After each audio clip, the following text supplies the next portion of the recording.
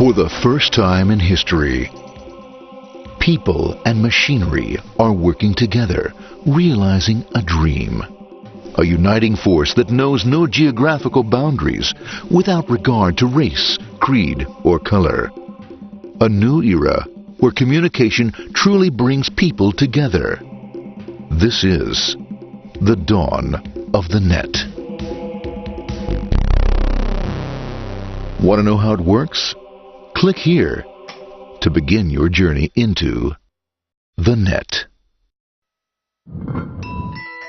Now, exactly what happened when you clicked on that link?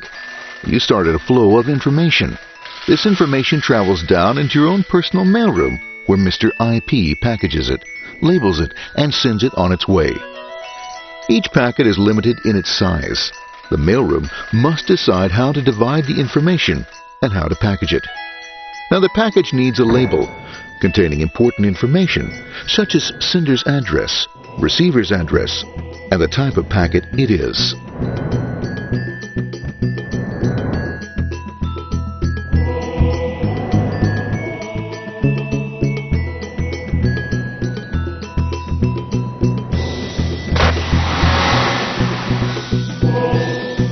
Because this particular packet is going out onto the internet, it also gets an address for the proxy server, which has a special function, as we'll see later. The packet is now launched onto your local area network, or LAN. This network is used to connect all the local computers, routers, printers, etc. for information exchange within the physical walls of the building. The LAN is a pretty uncontrolled place, and unfortunately, accidents can happen.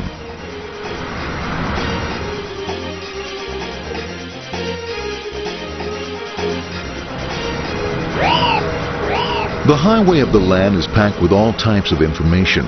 These are IP packets, Novell packets, Apple Talk packets. They're going against traffic, as usual. The local router reads the address and, if necessary, lifts the packet onto another network. The router, a symbol of control in a seemingly disorganized world. Whoops, sorry about that. Let's move this one here, this one here. This moves here, this one goes here. I don't like this one. Let's go with this one. Let's go here. A little bit left. Let's move with this one here. Another channel here. Let's put that one here. Another one there. Let's put that one here. There he is. Systematic, uncaring, methodical, conservative, and sometimes not quite up to speed. Sorry. But at least he is exact. For the most part. That one goes there, that one goes there, that one goes there, and this one goes there. Well, another one goes there, that goes there. He's behind him, he goes there, that goes there, he goes there, almost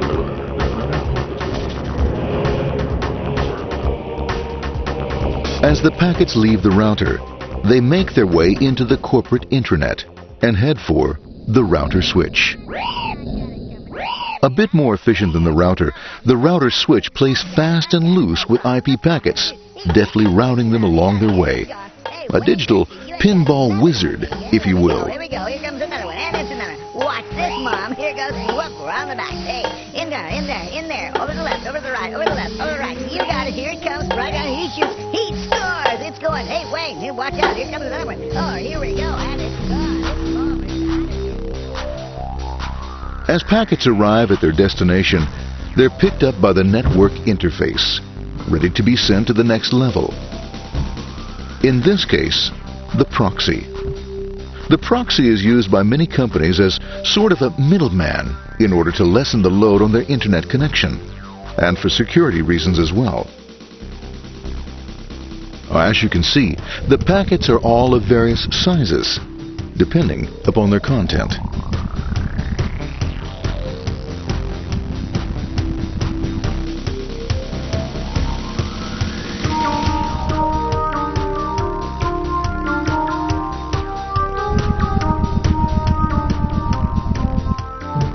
The proxy opens the packet and looks for the web address, or URL. Depending upon whether the address is acceptable, the packet is sent on to the internet.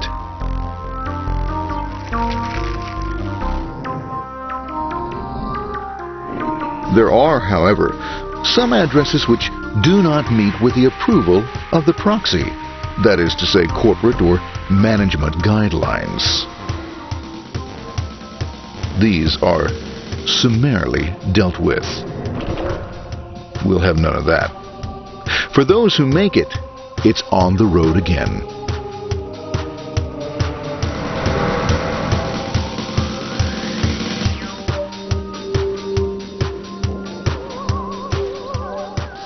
Next up, the firewall. The corporate firewall serves two purposes. It prevents some rather nasty things from the internet from coming into the intranet, and it can also prevent sensitive corporate information from being sent out onto the internet. Once through the firewall, a router picks up the packet and places it onto a much narrower road, or bandwidth, as we say. Obviously, the road is not broad enough to take them all. Now you might wonder what happens to all those packets which don't make it along the way. Well, when Mr. IP doesn't receive an acknowledgement that a packet has been received in due time, he simply sends a replacement packet. We are now ready to enter the world of the Internet. A spider web of interconnected networks which span our entire globe. Here, routers and switches establish links between networks. Now, the net is an entirely different environment than you'll find within the protected walls of your LAN. Out here, it's the Wild West. Plenty of space, plenty of opportunities, plenty of things to explore and places to go. Thanks to very little control and regulation, new ideas find fertile soil to push the envelope of their possibilities. But because of this freedom, certain dangers also lurk. You'll never know when you'll meet the dreaded ping of death. A special version of a normal request ping which some idiot thought up to mess up unsuspecting hosts. The paths our packets take may be via satellite, telephone lines, wireless, or even transoceanic cable.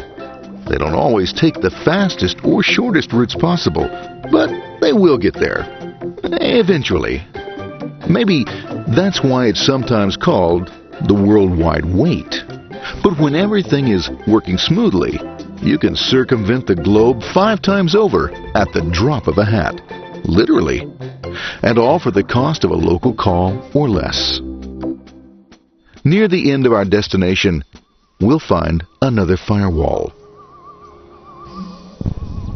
Depending upon your perspective as a data packet, the firewall can be a bastion of security or a dreaded adversary.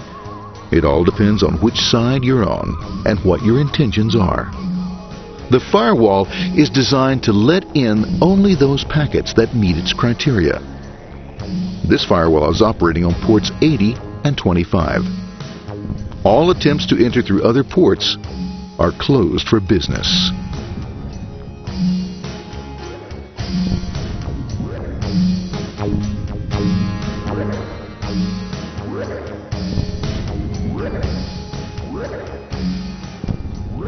Port 25 is used for mail packets,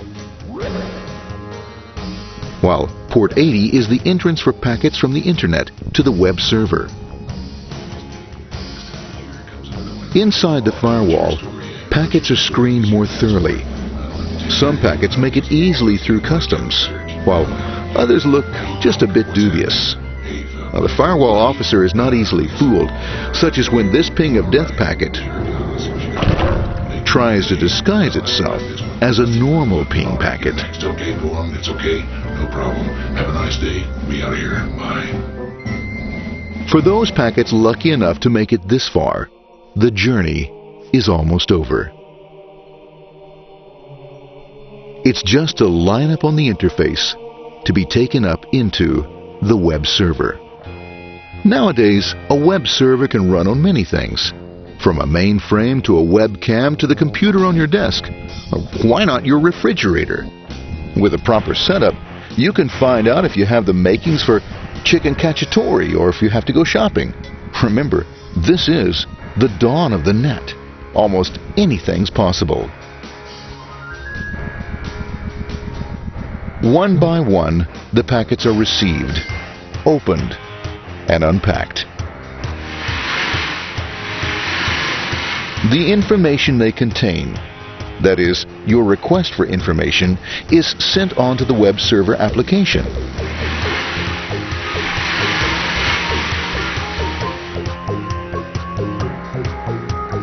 The packet itself is recycled, ready to be used again, and filled with your requested information.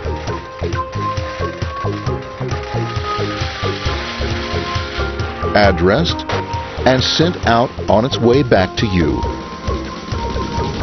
Back past the firewall, routers, and on through to the internet. Back through your corporate firewall.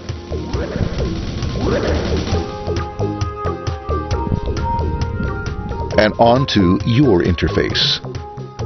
Ready to supply your web browser with the information you requested. That is, this film.